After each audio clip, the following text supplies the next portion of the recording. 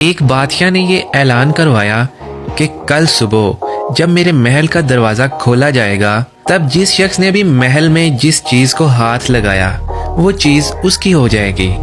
इस ऐलान को सुनकर सब लोग आपस में बातचीत करने लगे कि मैं तो सबसे कीमती चीज को हाथ लगाऊंगा।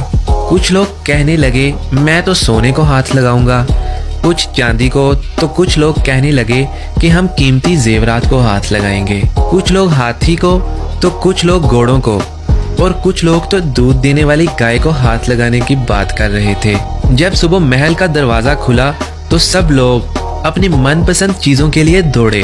सबको इस बात की जल्दी थी कि मैं पहले अपनी पसंदीदा चीज को हाथ लगा दूं, ताकि वो चीज हमेशा के लिए मेरी हो जाए। बादशाह अपनी जगह पर बैठा ये सब देख रहा था और अपने आसपास होने वाली भागदौड़ को देखकर मुस्कुरा रहा था। उसी वक्त उस भीड़ में एक शख्स बादशाह की तरफ बढ़ने लगा और आहिस्ता आहिस्ता चलता हुआ बादशाह के पास पहुंच गया। उसने बादशाह को हाथ लगा दिया।